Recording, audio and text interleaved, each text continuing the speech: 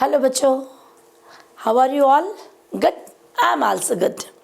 So today I am going to discuss sample paper of CBSE. This is an additional practice paper issued by the CBSE. So in this video I'll try to discuss question number 1 to 16. आप लोग को examination pattern मालूम चल गया है कि हमारे 5 section है. Section A, B, C, D, E. Section A contain 16 question, 12 MCQs, 4 assessment reason, and section B 5 question of section B 5 question each 2 marks. Section C contains 7 question 3 marks, and section D contain 2 case study of 4 marks, and section E contain 3 long answer questions. Choice जो भी होगी वो internal choice है. All questions are compulsory. तो जो additional paper CBSE ने issue किया है प्रैक्टिस के लिए, ये क्वेश्चन पेपर में और ज़्यादा न्यूमेरिकल हैं. जो पहला पेपर इशू किया था उसके कंपैरिजन में यहाँ न्यूमेरिकल थोड़े ज़्यादा हैं. मतलब मैं ऐसा बोल सकती हूँ कि इसमें थोड़े क्वेश्चन ज़्यादा ट्विस्टेड हैं. टफ तो नहीं बोलेंगे, पर हाँ क्वेश्चन और थोड़े ट्विस्टेड हैं. तो बस एज यूजुअल पेन कॉपी लेंगे बच्चे एंड दोनों मिलके करेंगे क्वेश्चंस. फर्स्ट क्वेश्चन रीड करते हैं. एज आपको सबको मालूम है, यदि हमने रीड अच्छे से कर लिया क्वेश्चन तो हमारी चीज़ें आधी सॉल्व हो जाती हैं. क्वेश्चंस क्या है? An electrical dipole having a dipole moment 4 into 10⁻⁹ coulomb is place in a uniform electrical field. मतलब इलेक्ट्रिकल फील्ड भी हमारा यूनिफॉर्म है. Such that dipole is an stable equilibrium. हमें अब इस पॉइंट से समझना है stable equilibrium. If the magnitude of electrical field E is equal to 3 into 10⁻³ newton per coulomb, what is the work done in rotating the dipole position of unstable equilibrium? तो stable equilibrium कब होता है और unstable कब होता है? जब यदि इलेक्ट्रिकल डायपोल और इलेक्ट्रिकल फील्ड की डायरेक्शन सेम है तो ये कहलाता है हमारा स्टेबल इक्विलिब्रियम. मतलब यहाँ जो θ1 है एंगल, वो हमारा 0 आ गया. अनस्टेबल का मतलब हो गया जब इनके बीच एंगल कितना है हमारा 180. तो ये हमारा आ गया बेटे हमारा अनस्टेबल में. अब एनर्जी का फॉर्मूला कितना होता था बेटे हमारा? वर्क का formula -PE cos θ2 cos θ1. cos 2 cos θ1. Values put कर देते हैं. P 4 into 10⁻⁹ electrical field, 3 into 10⁻³ cos θ2 हमारा 180 और ये आ जाएगा हमारा cos 0. cos 0 की वैल्यू होती है 1, cos 180 की वैल्यू होती है -1. ये कितना आ जाएगा? -2. पावर यहाँ कितना आ जाएगा हमारा? 10⁻⁶. और ये साइन माइनस था, ये 12 और 2 24 into 10⁻⁶. चेक कर लेते हैं कोई आंसर है ऐसा. अब 24 into 10⁻⁶ आया. मतलब इसको क्या लिख सकते हैं हम? 2.4 into 10 into 10⁻⁻⁶. एक 0 चला जाएगा. मतलब option is C. Which option is correct? Is C. समझने की क्या बात थी? स्टेबल इक्विलिब्रियम मतलब जब θ इज इक्वल टू 0 किसके बीच? डायपोल मोमेंट और electrical field. θ is equal to 180 मतलब ये डायपोल और इलेक्ट्रिकल फील्ड दोनों के बीच एंगल. और वर्क डन बोल तो चाहे पोटेंशियल एनर्जी. P क्या था डायपोल मोमेंट. E क्या था? Electrical field. The next question is question number 2. An infinite line charge has a linear charge density. जो लीनियर चार्ज डेंसिटी है 10⁻⁷ coulomb metre. What will be the magnitude of force acting on alpha particle placed at a distance of 4 cm from the line charge? हमें क्या निकालना है? एक line charge ऐसे दे दिया बेटे मुझे, इनफाइनाइट मतलब ए डॉटेड लाइन, और यहाँ से 4 सेंटीमीटर के डिस्टेंस पे एक अल्फा पार्टिकल है जिस पे फोर्स निकालना है। दो चार्ज होते तो formula 1/4 pi epsilon naught Q1 Q2 upon r square, एक लाइन चार्ज है। तो formula F is equal to QE। अब अल्फा पार्टिकल है, अल्फा पार्टिकल चार्ज क्या होता है, twice of the charge of proton. Proton और इलेक्ट्रॉन का चार्ज क्या होता है, सेम।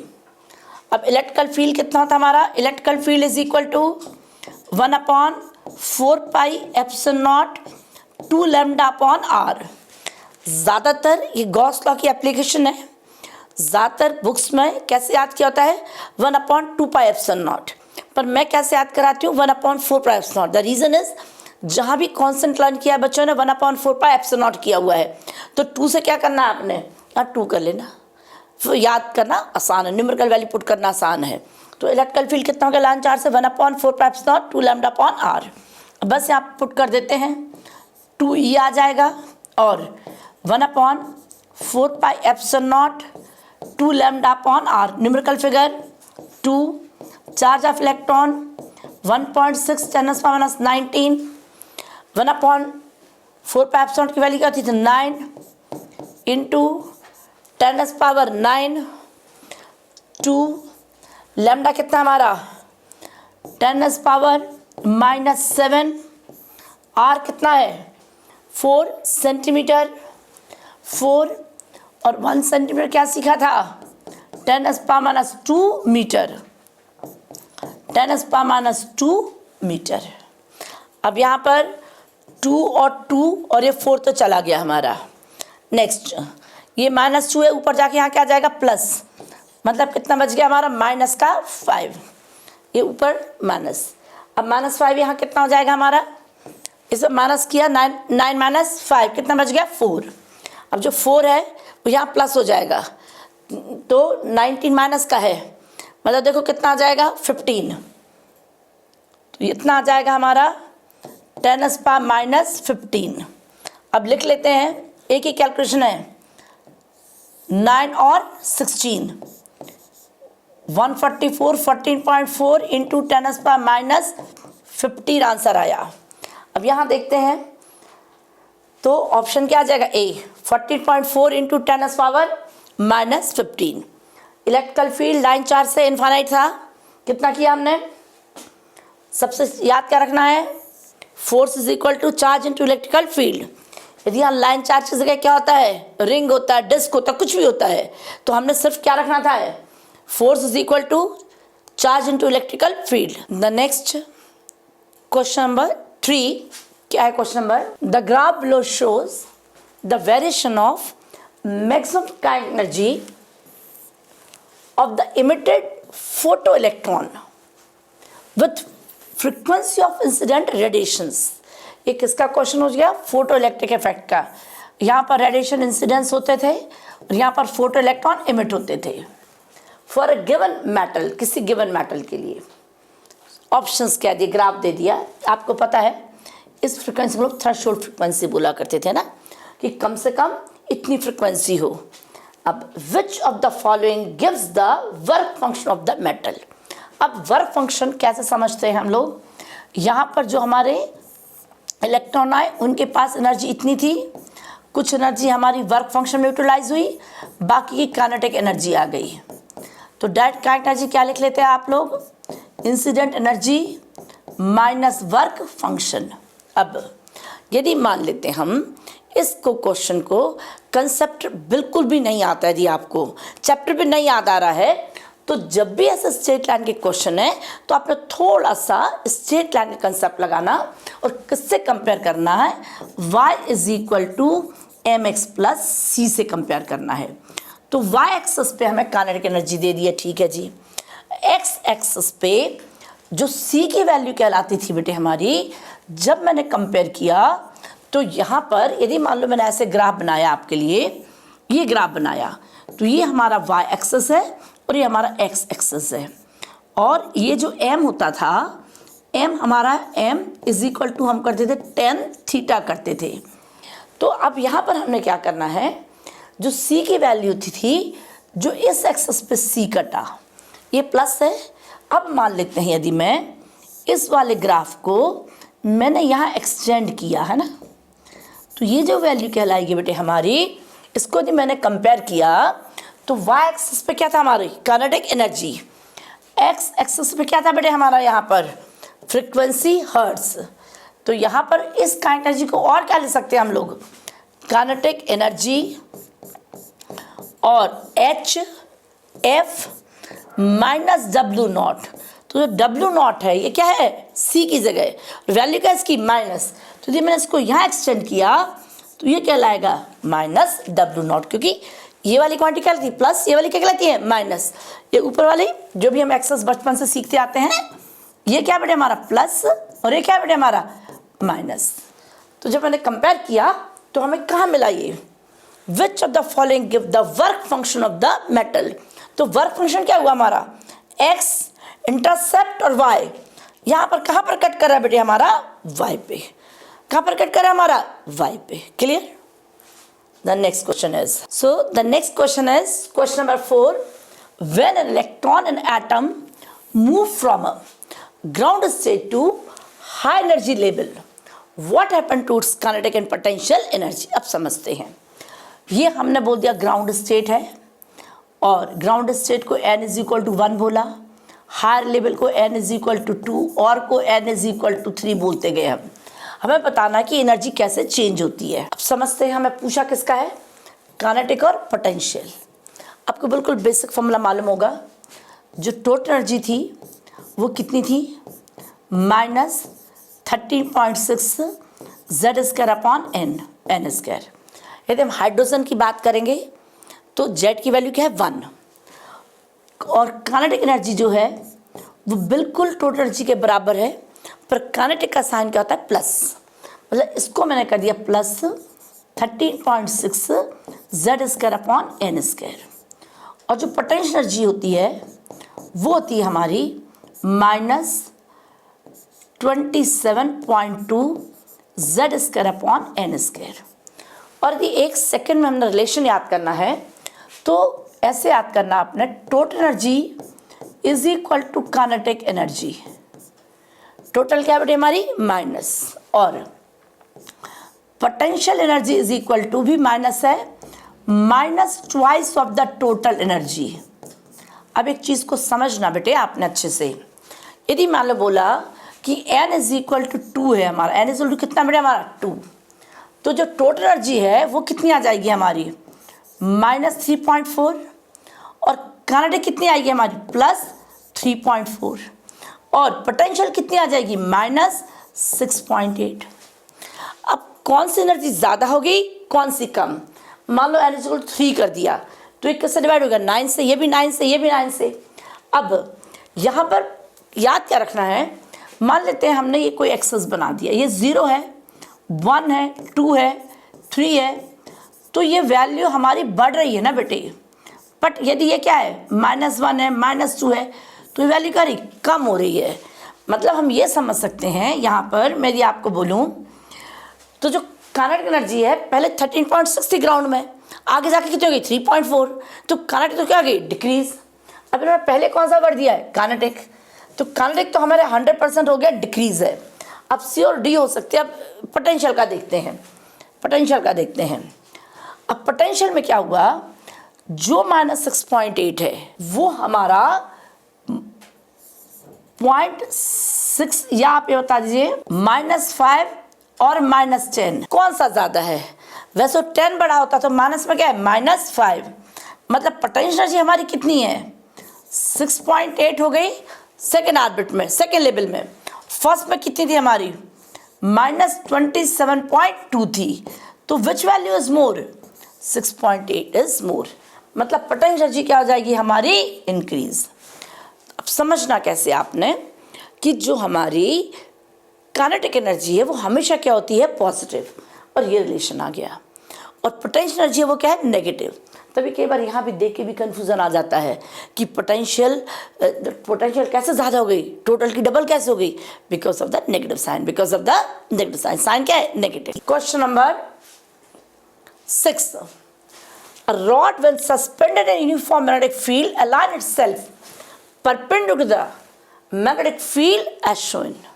एक कोई रॉड है उसको मैग्नेटिक फील्ड में रखा हमने और वो अपने आप परपेंडिकुलर अलाइन हो गई। हमें बताना है कि क्या चीज़ें हो सकती हैं इसमें। अब पहले सबसे पहले जो भी ऐसे क्वेश्चन आते हैं, हमें 3 टाइप के मैग्नेटिक मटेरियल होते हैं, एक डायामैग्नेटिक, एक पैरामैग्नेटिक और एक फेरोमैग्नेटिक। डायामैग्नेटिक मटेरियल वो होते हैं जिनका वो मैग्नेट नहीं होते हैं। पैरा भी मैग्नेट है, फेरो भी मैग्नेट है। तो यदि हमने ऐसी कोई रॉड रखी होती है पैरामैग्नेटिक मटेरियल की और फेरो की, तो वो तो मैग्नेटिक फील्ड की डायरेक्शन में ही अलाइन करनी थी। तो हमें ये समझ आ गया कि ये जो रॉड बनी है वो डायमैग्नेटिक मटेरियल की बनी हुई है, पैरामैग्नेटिक भी नहीं और फेरोमैग्नेटिक भी नहीं है। अब देखते हैं, every atom in the rod has 0 magnetic moment. अब ये हमारा सही हो सकता है। क्यों हो सकता है? यदि पैरामैग्नेटिक होता तो उसका डायपोल मोमेंट होना था, फेरो होता तब भी डायमैग्नेटिक होना था। मतलब इसमें मैग्नेटिक मोमेंट नहीं होगा क्योंकि ये मैग्नेट नहीं है। Next, the rod is attracted when taken near to the poles of a strong magnet. नहीं, ये मैग्नेट ही नहीं है तो मैग्नेट से क्यों अट्रैक्ट होगा? सो this is a wrong. Next, the relative permeability of the material of the rod slightly less than 1। ये है जो इसके लिए जो म्यू आर है वो कितना होता है बेटे हमारा? Less than 1। और पैरा के लिए mu r is greater than 1 और फेरो के लिए mu r is very very large to 1. The susceptibility of the material of the rod is directly proportional to the temperature. Susceptibility temperature के proportion होती है पर inversely proportional होती है और वो पैरा और फेरा के लिए होता है, डाया का कोई ज़्यादा रोल नहीं है। तो इसका मतलब है ये भी गलत है। तो हमें 2 चीज़ सही लगी, कौन कौन सी? P और R. So which option is correct? B option is correct, P and R. Which option is correct? B, only P and R. The next question is question number 7. 3 students construct a solenoid of length 35 centimeter. They are each given insulated copper wire of the same length. ठीक है। The table below lists some detail about the solenoid made by them. उन्होंने solenoid बनाई।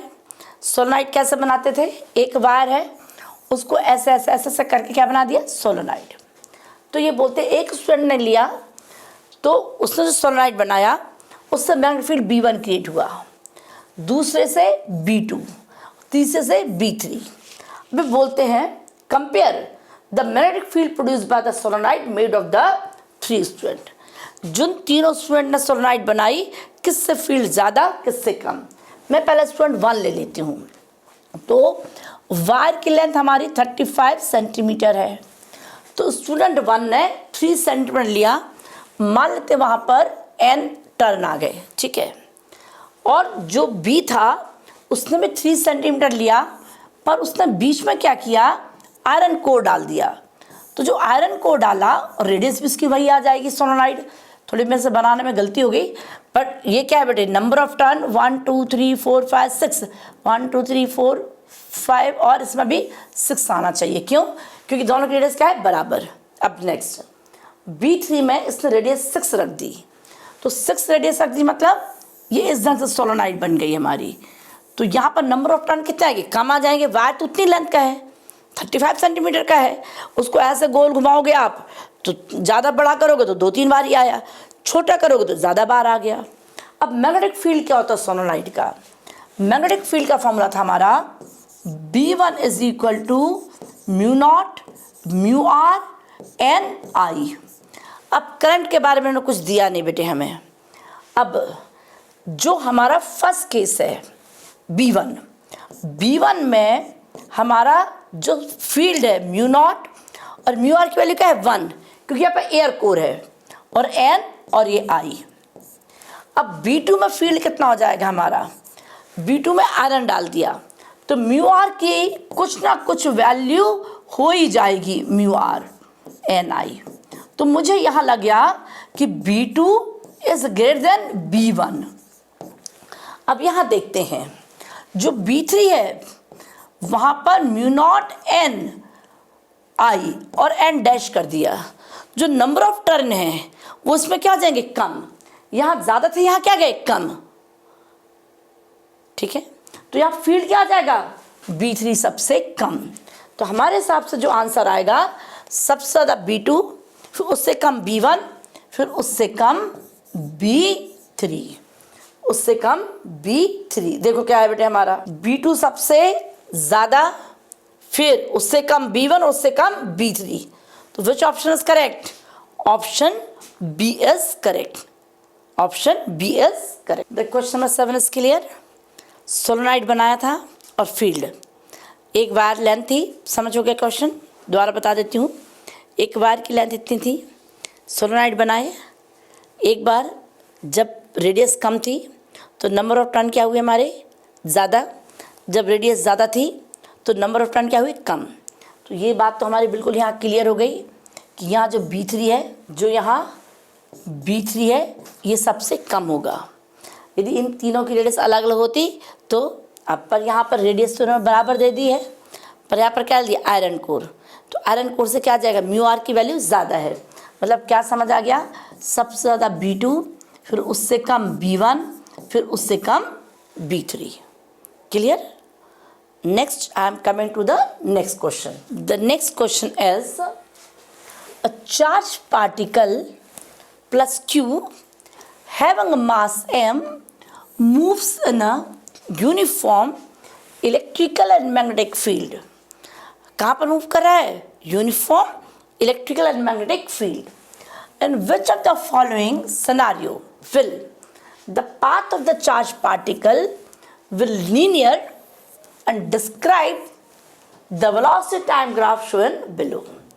मतलब बोलते जब electrical और magnetic field कैसा हो ताकि चार्ज पार्टिकल का वेलोसिटी टाइम ग्राफ ये बने। सबसे पहले हम ये समझते हैं ये वेलोसिटी टाइम ग्राफ हमें बता क्या रहा है। अब जब मैंने इस ग्राफ को देखा तो यहाँ पर छोटा सा और बना देती हूँ मैं, ये हमारा V एक्सेस है, ये हमारा T एक्सेस है, और ये ग्राफ ऐसे है। यदि मैं इसको बैक एक्सटेंड करूँ तो यहाँ कहीं आया है ना। मतलब इस ग्राफ को देख के ये समझ आ गया कि जब टाइम t = 0 था तो v इसकी कोई ना कोई स्पीड थी। मतलब इनिशियल स्पीड इसके पास थी, इनिशियल स्पीड 0 नहीं है। एक चीज़। सेकंड, यदि मैं यहाँ पर स्लोप बनाऊँ थीटा, तो tan थीटा कितना हो जाएगा हमारा इस ग्राफ में, परपेंडिकुलर अपॉन बेस। परपेंडिकुलर कौन सा एक्सिस है, v, और एक कौन सा एक्सिस है, t। तो v अपॉन t हमारा कहलाता है एक्सेलरेशन। मतलब ये समझ आ गया कि जहाँ इलेक्ट्रिकल और मैग्नेटिक फील्ड था और चार्ज पार्टिकल एक्सलेट भी हुआ है, चार्ज पार्टिकल एक्सलेट भी हुआ है। अब चार्ज पार्टिकल एक्सलेट हुआ है, इसका मतलब हमें ये देखना है कि इलेक्ट्रिकल फील्ड, अब यदि मान लो अकेला यहाँ पर इलेक्ट्रिकल फील्ड होता, यदि अकेला चलो मैग्नेटिक फील्ड होता हमारा पहले, तो जो मैग्नेटिक फील्ड होता तो चार्ज पार्टिकल हमारा कैसा पाथ फॉलो करता था। हम बोलते थे फोर्स कितना लगता था मैग्नेटिक फील्ड में, F = Q V cross B। और ये जो ग्राफ बता रहा है ना, ये जो ग्राफ बता रहा है ये स्ट्रेट लाइन का ग्राफ बता रहा है। यदि मैं बोल दूं कि V और B परपेंडिकुलर हैं तो सर्कुलर पाथ फॉलो करेगा। ये वाली बात तो नहीं बनी बेटे हमारी। अब यदि इलेक्ट्रिकल फील्ड है तो फोर्स कितना लगा, F = QE, और फोर्स की डायरेक्शन वही होती है जो इलेक्ट्रिकल फील्ड की डायरेक्शन होती है। मतलब चार्ज पार्टिकल एक्सलेट हो रहा है तो किसकी वजह से हो रहा है, इलेक्ट्रिकल फील्ड की वजह से। तो यहाँ पर जो इलेक्ट्रिकल फील्ड है और जो मैग्नेटिक फील्ड है उन दोनों को हम बोल देंगे पैरेलल है। क्या बोल देंगे उनको, पैरेलल। तो पैरेलल होने से क्या हुआ, यदि ये मान लो हमारा V है तो यही हमारा इलेक्ट्रिकल फील्ड है, तो इस इलेक्ट्रिकल फील्ड की वजह से यहाँ फोर्स लगेगा, चार्ज पार्टिकल एक्सलेट होगा और स्ट्रेट लाइन आ गया। पर मैग्नेटिक फोर्स क्या आ जाएगा 0। यदि मैग्नेटिक फोर्स लगता तो कौन सा पाथ होना था, सर्कुलर, और फिर इलेक्ट्रिकल फील्ड भी होता क्या होना था, हेलिकल। तो हमें पाथ कैसे दे दिया बेटे इन्होंने, V और T। एक्शन क्या दे दी, कांस्टेंट।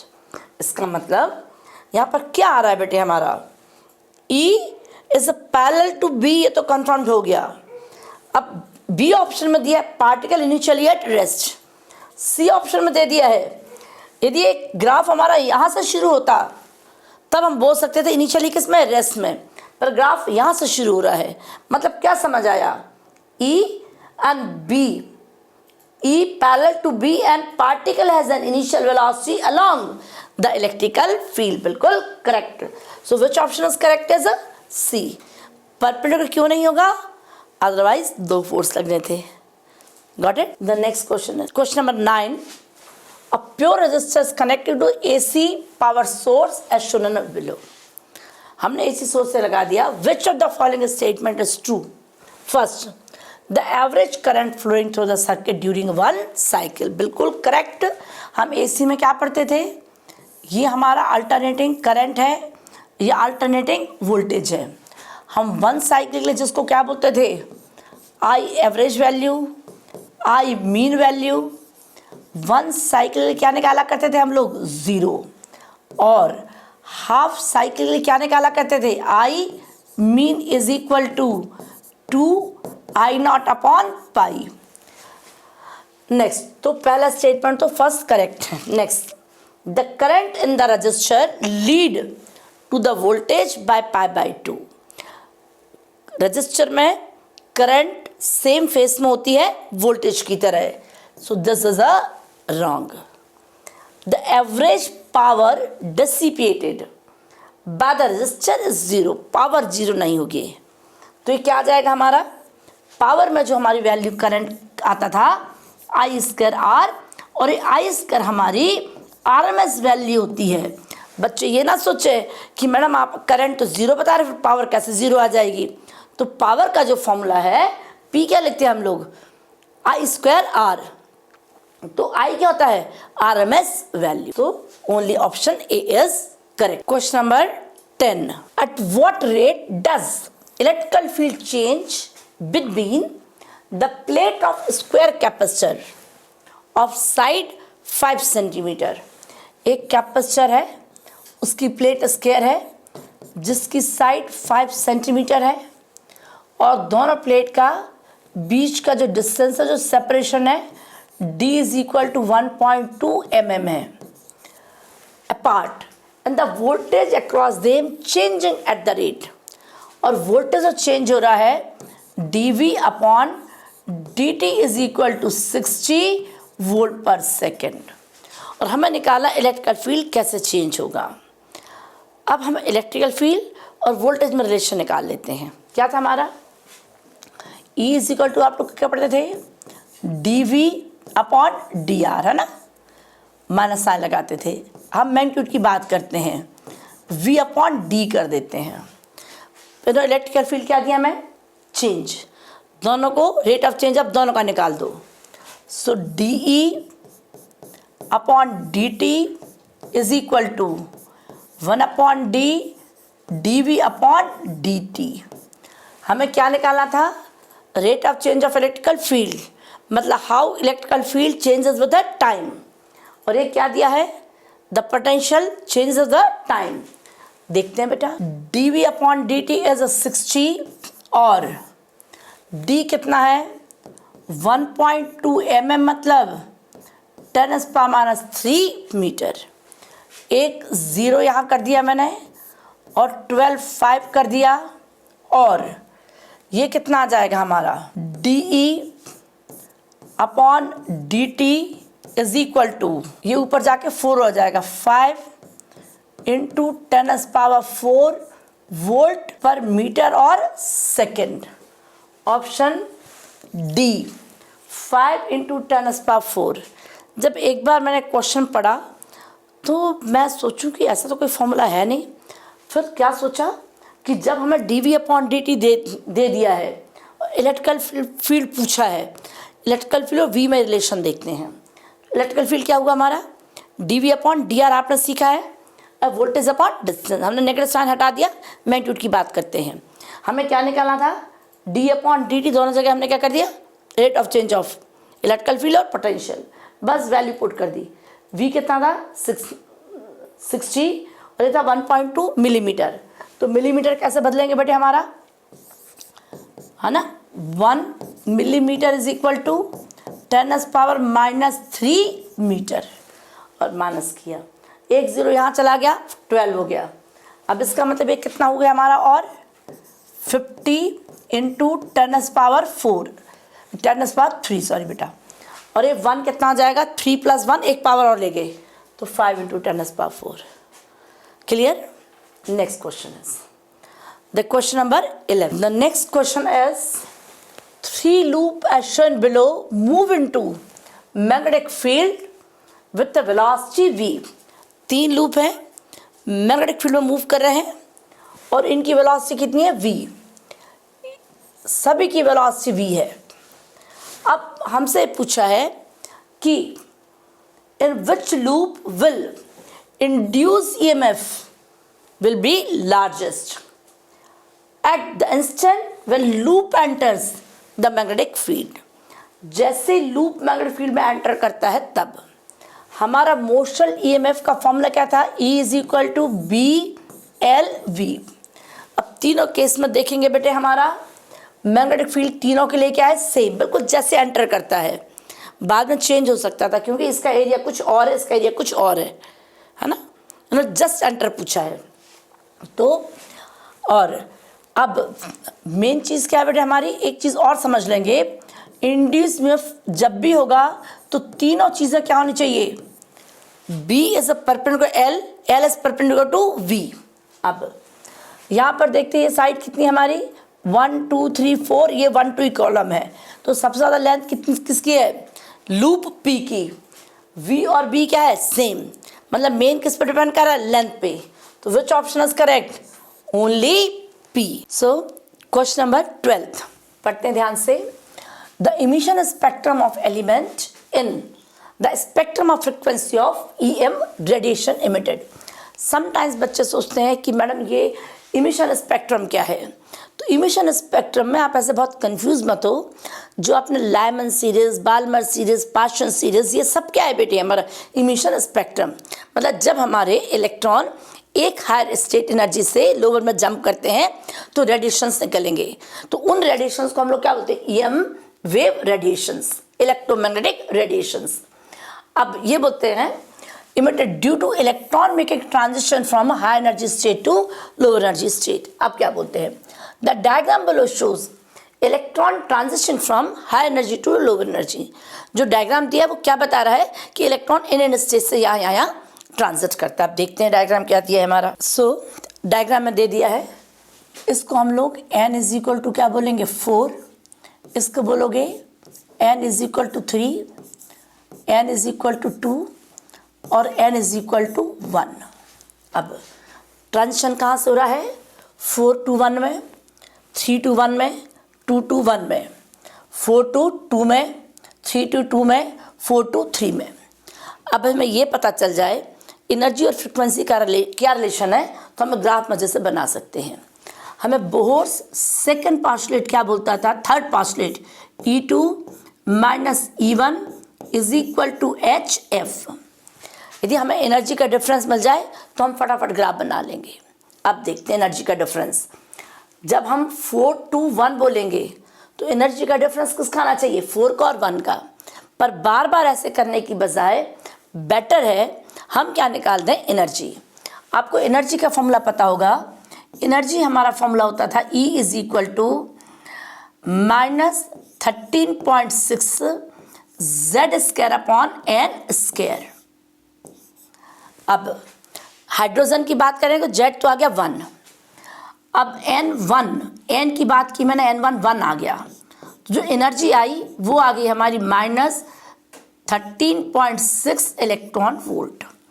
अब यदि मैंने n = 2 की बात की तो n = 2 में कितना आ जाएगा, यहाँ कितना का 4, 13.6 को 4 से डिवाइड करो, it will come -3.4 electron volt. Next when n is equal to 3, तो जो E3 है इट विल कम 9, और 9 से कितना हो जाएगा -1.51 इलेक्ट्रॉन वोल्ट।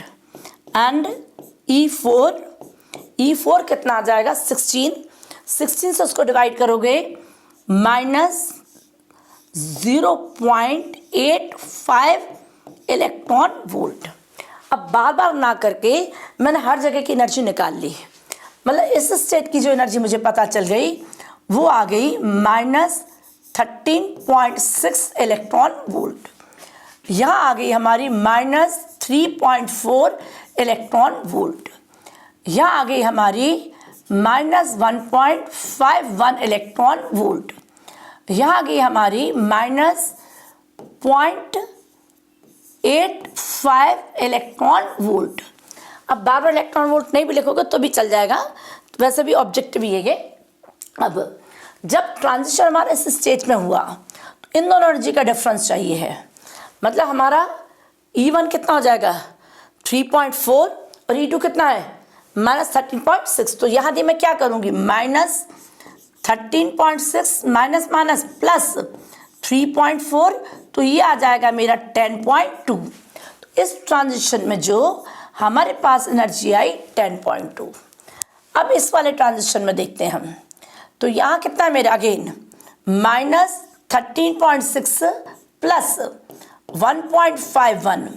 जब इसको हमने माइनस किया तो हमारा आंसर कितना आ जाएगा इसका जो आंसर आ जाएगा सॉल्व करके देख लो यहाँ पर साइड में 13.6 1.51, तो आ जाएगा 12 माइनस 12.11, तो ये आ जाएगा हमारा 12.1, गलत कर दिया मैंने, यहाँ एक ज़ीरो ले लेते हैं तो ये कितना आ जाएगा 9 और 0 12.09 12.09 आ गया।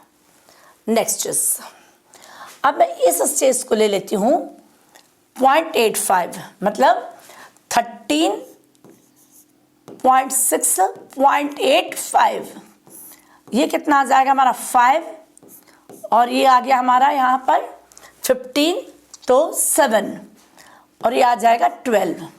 तो यहाँ जो एनर्जी आ जाएगी 12.75, ये एनर्जी आ गई। सिमिलरली हम यहाँ की भी एनर्जी निकाल लेंगे। ये कितना है 3.4 और कितना है 0.84, निकाल देते कितना आ जाएगा हमारा 3.4 माइनस 0.85, ये कितना आ जाएगा 5 और 13, ये कितना का 5 और ये आ जाएगा 2, तो 2.55 यहाँ आ गया हमारा 2.55। नेक्स्ट यहाँ कितना आ जाएगा हमारा 3.4 और माइनस 1.51, 0 9 आया, 13 आया और 8 आया, और ये कितना आ गया मेरा 1, ये आ जाएगा -1.89। अब एक आ जाएगा मेरा 4 और 3, तो ये कितना आ जाएगा हमारा 1.51.85। अब ये कितना आ जाएगा हमारा 6 और 14 है ना, ये आ जाएगा हमारा 6 14, ये कितना आ जाएगा 6 पॉइंट, ये आ जाएगा -0.66। अब इस फॉर्मूले में हम चेक करते हैं, अभी तो हमने सिर्फ डिफरेंस ही निकाला एनर्जी का, ये आपको समझ आ गया। आप ऐसे भी कर सकते थे जैसे आपको समझ आता है, एनर्जी का डिफरेंस निकाला। अब हमें ग्राफ देखना है, ये ग्राफ है फ्रिक्वेंसी। हमें क्या समझना है कि जो E2 minus E1 is equal to h nu है, मतलब जिसमें डिफरेंस ज़्यादा है उसकी फ्रिक्वेंसी ज़्यादा है। अब देखते हैं बेटे, हमें यदि मैं ऐसे कोई ग्राफ बना दूँ, ठीक है, मान लीजिए इसको मैंने बोल दिया 2, इसको बोल दिया 4, इसको बोल दिया मैंने 6, इसको बोल दिया 8, इसको बोल दिया 10, इसको बोल दिया 12, इसको बोल दिया 14। तो यदि मुझे एनर्जी डायरेक्टली प्रोपोर्शनल फ्रीक्वेंसी है तो यहाँ देखते हैं सबसे कम एनर्जी कितनी हमारी 0.66, फिर कितना है 1.89, मतलब ये दोनों फ्रीक्वेंसी तो हमारी यहाँ नज़दीक नज़दीक बन गई। ये 2.5 चलो यहाँ बन गई। उसके बाद काफ़ी गैप आ गया, उसके बाद कितना बन जाएगा 10.2, तो 10.2 यहाँ आ गया मेरा। उसके बाद कितना 12.09, 12.75, तो ये दोनों भी हमारी नज़दीक बन जाएंगी। अब देखो ऐसा ग्राफ किसमें दिख रहा, यहाँ तो बराबर दिख रहा है, ये तो बिल्कुल नहीं हो सकता है। सेकंड पे आ जाते हैं, 1 2 ये डिफरेंस ज़्यादा है, क्यों, ये तो बहुत नज़दीक था, ये फिर 2.5 आ गया, और यहाँ पर ये 10.2 है, ये 12 और 12 भी नज़दीक आ गया। तो करेक्ट आंसर क्या आ जाएगा हमारा, B. Correct option is B. The next is clear हो गया। तो सबसे आसान तरीका है बेटे ऐसे क्वेश्चंस को करने के लिए कि आपको ट्रांजिशन की एनर्जी याद रह जाए, और ये आपको केमिस्ट्री में भी फ़ायदा देगा। ठीक है, सिंपल मैंने क्या याद किया है, ग्राउंड स्टेट में -13.6 हाइड्रोजन, 3.4 -1.51 -0.85। अब इसको हमने सॉल्व कर लेना है। Next is assertion reason. में एसेशन रीजन जब भी करना आपने पहले तो ये पढ़ लेना है। एक अब है एसेशन एंड रीजन, दोनों ट्रू हैं, रीजन करेक्ट एक्सप्लेनेशन है। बी क्या है, ठीक है, assertion reason are true but explanation नहीं है। Assertion is true and reason is false. D both are false. अब मैं क्या करती हूँ, एक स्टेटमेंट पढ़ती हूँ और ट्रू और फॉल्स लिख लेती हूँ ताकि आसान करना हो जाए। Assertion A, the work function of a given material, ठीक है, वर्क मतलब W लिख लिया, increases with increase in frequency of incident radiations. वैसे तो हम लोग लिखते हैं W इज इक्वल टू, क्या लिखते हैं आप लोग, यहाँ इंसिडेंट रेडिएशंस आए और आप लोग क्या लिखते हैं कि kinetic energy is equal to, यहाँ पर आप करोगे incident energy minus work function, है ना। वर्क फंक्शन को और हम लोग क्या लेते थे, HF0 लिख देते हैं ना। तो हो सकता है आप जब मैथमेटिकली देखें तो आप हो सकता है इस चीज़ को आप लोग हाँ ट्रू ही है, ऐसा नहीं है। जो वर्क फंक्शन है it is a property of material. ये किस मटेरियल की प्लेट है या किस मटेरियल के एनोड है, कहीं कहीं एनोड दिया है, कहीं कैथोड दिया है। अब आपको एक सेकंड के लिए लग सकता है कि वर्क फंक्शन फ्रिक्वेंसी पर डिपेंड करता है, ये फॉर्मूला देख के है, पर ऐसा नहीं आपने समझना है। जो वर्क फंक्शन है उस सब्सटेंस की प्रॉपर्टी है कि ये जो शीट है जिस पे रेडिएशन इंसिडेंट हो रहे हैं ना, ये किस सब्सटेंस का बना हुआ है। तो सोडियम के लिए वर्क फंक्शन फिक्स है ना, पोटेशियम के लिए अलग है। तो work function does not depend upon the frequency. Energy हमारी फ्रिक्वेंसी डिपेंड कर सकती है, तो ये तो हमारे हिसाब से फॉल्स हो गया। अब एक ऐसा ऑप्शन है डी अकेला जिसमें हमारा ये फॉल्स होता है, तो एकदम डी पे ऑप्शन चला जाएगा। फिर भी चेक करने के लिए रीजन भी पढ़ लेते हैं। As per Einstein photo electric equation H nu is equal to 5 plus kinetic energy. Work function phi is directly proportional to the frequency nu of the incident radiation. यहाँ देख के लग रहा है पर it is not correct, तो it is a false. Work function depend करता है हमारा सब्सटेंस की प्रॉपर्टी पे। सो ऑप्शन 13 का आंसर क्या आ जाएगा, D. 14, the conductivity of intrinsic semiconductor increases with an increase in temperature. तो जो इंट्रिंसिक सेमीकंडक्टर होता है वो प्योर सेमीकंडक्टर होता है। हमने ये समझना है कि जो भी सेमीकंडक्टर है उसकी कंडक्टिविटी टेम्परेचर बढ़ाने से इंक्रीज होती ही है, पर यदि एक्सट्रिंसिक होता तो और ज़्यादा इंक्रीज होनी थी। Increase in a temperature decrease the average time between collision of the electron. तो ये भी हमारा ट्रू है, बट मुझे ये एक्सप्लेनेशन सही नहीं लग रही है। एक्सप्लेनेशन ये है कि टेम्परेचर बढ़ाने से ज़्यादा कैरियर जनरेट होते हैं, बहुत ज़्यादा कैरियर्स बैलेंस बैंड से कंडक्शन बैंड में जाते हैं, तब कंडक्टिविटी बढ़ती है। नेक्स्ट क्वेश्चन नंबर 15, तो इसका ऑप्शन बी आएगा बेटे, है ना। The direction of electrical field is always perpendicular to the equipotential surface. ये तो सही है, जब भी हम लोग इक्विपोटेंशियल सरफेस बनाते थे, चाहे यदि ये इक्विपोटेंशियल सरफेस है तब भी इलेक्ट्रिकल फील्ड ऐसे बनाते थे, या यदि ये हमारी इलेक्ट्रिकल फील्ड है ना, ये इलेक्ट्रिकल फील्ड है तो भी हम लोग ऐसे इक्विपोटेंशियल सरफेस बनाते थे। ये तो ट्रू है। अब work is done by the electrical force in moving a charge between any 2 point on equipotent surface is 0। तो वर्क डन 0 होता है, ये भी बिल्कुल करेक्ट है, क्योंकि work done it is also 0, क्योंकि इक्विपोटेंशियल सरफेस का आपको अच्छे से मालूम है, जिनके दोनों पॉइंट पे पोटेंशियल बराबर होता है और वर्क होता है हमारा चार्ज इनटू पोटेंशियल डिफरेंस, तो पोटेंशियल डिफरेंस 0 हो जाएगा। बहुत बार इस कंसेप्ट पे क्वेश्चन आता है। तो हमारा एसर्शन भी ए ट्रू है और रीजन में ट्रू, और इसको एक्सप्लेन भी कर रहा है। So this option is a और बी में थोड़ा कंफ्यूजन हो जाता है बच्चों को।